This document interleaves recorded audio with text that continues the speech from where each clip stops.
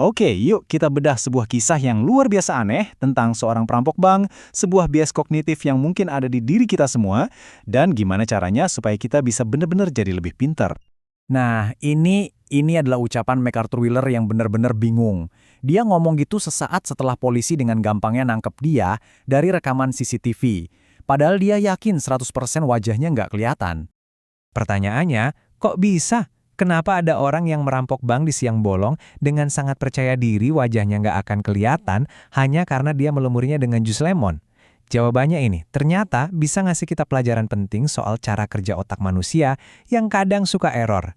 Dan ini nggak cuma berlaku buat penjahat aja loh. Oke, kita mulai dulu dari kisah nyata yang aneh ini. Kisah yang waktu itu bikin polisi garu-garu kepala, dan akhirnya justru menginspirasi para psikolog. Logikanya, si perampok ini tuh sebenarnya simple, tapi salah total. Jadi MacArthur Wheeler ini tahu kalau jus lemon itu bisa dipakai sebagai tinta tak terlihat di atas kertas. Nah dari situ dia mikir, wah kalau di kertas aja nggak kelihatan berarti kalau diolesin ke muka, muka saya juga bakal nggak kelihatan di kamera keamanan dong. Dengan keyakinan penuh itulah dia merampok 2 bank dan ya ketangkap beberapa jam kemudian. Kasus Wheeler yang konyol ini ternyata jadi contoh yang sempurna banget buat ngejelasin sebuah prinsip psikologi yang kita kenal sebagai efek Dunning-Kruger. Gampangnya gini, efek Dunning-Kruger itu adalah kondisi di mana seseorang terlalu nggak kompeten sampai-sampai dia bahkan nggak sadar kalau dia itu nggak kompeten. Nah, dua psikolog bernama David Dunning dan Justin Kruger lah yang meneliti fenomena ini secara mendalam. Mereka bahkan sampai membuat sebuah kurva yang menunjukkan hubungan yang cukup berbahaya dan kadang nggak masuk akal antara tingkat kepercayaan diri kita dengan seberapa banyak pengetahuan yang sebenarnya kita punya. Ini nih tahap pertamanya, yang disebut puncak kebodohan. Ini adalah saat di mana kita baru tahu sedikit banget soal sesuatu, tapi justru karena baru tahu sedikit itu, kita merasa udah jadi ahli. Kita ngerasa paling jago, padahal kita nggak sadar betapa banyak hal yang sebenarnya kita nggak tahu. Anehnya, begitu kita mulai belajar lebih banyak, kepercayaan diri kita malah jatuh bebas.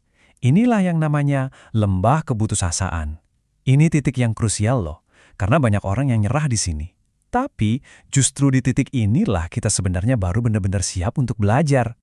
Kalau kita berhasil melewati lembah tadi dan terus belajar, barulah kita masuk ke tahap lereng pencerahan. Di sini, pengetahuan dan kepercayaan diri kita mulai naik lagi, tapi naiknya barengan, secara perlahan dan lebih realistis, menuju keahlian yang sesungguhnya. Jadi, akar masalah dari efek Dunning-Kruger ini sebenarnya bukan cuma karena kurangnya pengetahuan ya, tapi lebih ke kurangnya metakognisi. Metakognisi itu sederhananya adalah kemampuan kita untuk mikirin apa yang kita pikirin, kemampuan buat menilai secara akurat apa yang kita tahu dan apa yang nggak kita tahu. Coba deh, perhatiin tabel ini. Nah, si MacArthur Wheeler tadi itu kejebak di kuadran paling bahaya, pojok kanan bawah. Saya tidak tahu bahwa saya tidak tahu. Dia nggak punya kesadaran sama sekali buat sekedar bertanya, rencana jus lemon ini beneran masuk akal nggak ya? Oke, jadi gimana caranya biar kita nggak kejebak di situ dan bisa benar-benar bikin ilmu nempel di otak? Nah, pertama-tama kita harus kenalan dulu sama musuh alaminya belajar, yaitu lupa. Ini fakta yang menarik. Tanpa usaha ekstra, otak kita secara alami akan membuang sebagian besar informasi baru yang kita pelajari. Biasanya dalam waktu seminggu aja udah banyak yang hilang. Kenapa? Soalnya informasi baru itu disimpannya di memori jangka pendek. Kecuali kita kasih sinyal ke otak kita kalau informasi itu penting banget. Tapi tenang, ada caranya kok buat melawan sifat pelupa otak kita. Mari kita lihat 3 teknik jitu yang udah terbukti secara ilmiah dari buku Make It Stick buat melawan si kurva melupakan ini. Teknik pertama, ini poin yang penting banget. Belajar yang efektif itu ternyata bukan soal memasukkan informasi ke otak, kayak baca ulang catatan berkali-kali. Justru sebaliknya, belajar yang efektif itu soal usaha aktif untuk menarik keluar informasi dari otak. Nah, grafik ini nunjukin buktinya dengan jelas banget. Ada sebuah penelitian yang nunjukin kalau kelompok siswa yang diuji 3 kali dan cuma baca materi sekali, itu yang di kolom kanan, ternyata bisa ingat lebih dari 2 kali lipat informasi seminggu kemudian. Jauh lebih banyak dibanding kelompok yang cuma baca ulang materinya 4 kali, yang di kolom kiri. Beda banget kan? Selanjutnya, daripada kita pakai sistem kebut semalam, belajar 3 jam non-stop sebelum ujian, ternyata jauh lebih efektif kalau kita membaginya. Misalnya, belajar 1 jam di hari Senin, 1 jam lagi di hari Rabu, dan 1 jam lagi di hari Jumat. Jeda waktu ini ngasih sinyal ke otak kalau, hey, informasi ini penting nih, simpan baik-baik ya. Teknik ketiga namanya interleaving atau saling silang. Jadi daripada latihan satu jenis soal atau satu skill terus-terusan sampai bosan, lebih baik kita campur aduk. Hasil penelitian juga nunjukin kalau siswa yang pakai latihan campuran, yang di sebelah kanan, dapat nilai 2 kali lebih tinggi daripada mereka yang latihannya terblok di sebelah kiri.